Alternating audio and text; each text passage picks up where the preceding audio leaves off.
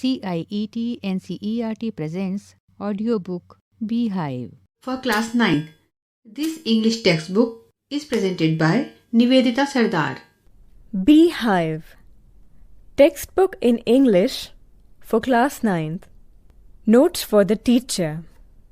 Beehive, a textbook in English for class 9th, is based on the new syllabus in English, which was prepared as a follow-up to the National Curriculum Framework 2005. The curriculum calls for an approach that is rich in comprehensible input and adopts a language across the curriculum multilingual perspective.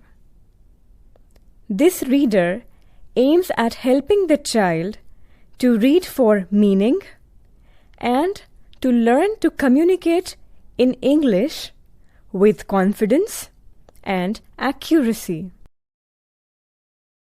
Care has been taken to give a central place to the learner in the process of teaching and learning. Learner-friendly language has been used in the instructions, and the exercises and activities are addressed to the child. In this process, the teacher is a facilitator or a co-learner. A rich variety of reading material has been provided to include the literary, cultural, and sociological dimensions of texts. The themes range from childhood and adolescence to disability, talent and achievement, to music, science, and contemporary social and environmental concerns. The range is as inclusive as possible, keeping in view the interest and cognitive development of the learners. The book draws on different genres such as story, biography, and autobiography, science fiction, humor, travelogue, and the one-act play. The number of poems has been increased to help learners explore this great source of language, derive the joy of learning through poetry, and understand the music of words. An attempt has been made to include different types of poems such as the lyric, the ballad, and the humorous poem. The poems have been chosen for their simplicity and suitability in terms of language and thought. We need not talk about the poet or the background to the poem unless the poem seems to demand it. Nor should we attempt to exhaust all the possibilities of a poem. We should encourage the students to begin to see some of the possibilities. They should be guided to apprehend the poem through the visual, the auditory, the tactile, the intellectual, or the emotional channels, and to understand the suggestiveness of the images. An attempt has been made to help the learner develop the skill of predicting and anticipating what follows. Every good reader should guess what is coming next.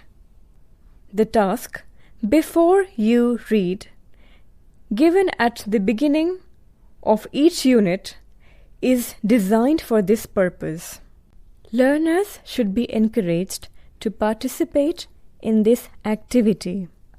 The section Thinking about the text attempts to move from surface level understanding of the text to critical thinking. The comprehension exercises given here try to help the learners infer meaning. There are a few questions which ask for the reader's judgment. They aim to bring out the learner's deeper understanding of the text. In the section Thinking about Language, vocabulary enrichment has been attempted through a variety of tasks on the usage of words closely related in meaning, matching words to meanings, word building, including phrasal verbs, and reference to the dictionary. An activity on the use of the index has been included. Attention has been drawn to grammar in context that emerges out of the reading text. For example, the use of the tenses and voice, reported speech, conditional and subordinate clauses or phrases, and adverbs. The communicative skills have been exercised by tasks on speaking and writing. The speaking tasks call for learners to work in pairs or groups. For example, to present an argument, express a viewpoint, express contrasts, seek or give an opinion, introduce a speaker, tell a story, enact or read out a play in parts, etc. There are a variety of writing tasks. Help writing newspaper report, an article for a school magazine, argumentative writing, narration, description, and picture interpretation. A small attempt has been made to relate speech and writing by pointing out similarities and differences. Opportunities for writing in groups and pairs are provided to get into the task. We have introduced the old exercise of dictation again, but from a completely different perspective. Dictation has been introduced in its current, updated form as a variety of activities designed to integrate the language skills of listening, prior reading, language processing and recall, and writing, including the appropriate use of punctuation in meaningful contexts. Some exercises also allow scope for the learners' languages to support one another's by asking for reflection on relevant words or poems or stories in other languages, and attempt, preliminary as they be, to attend to the process of translation. Activities have been suggested to bring out the relatedness of the learners' school subjects. You were just listening Beehive, presented by CIET NCERT, New Delhi, India.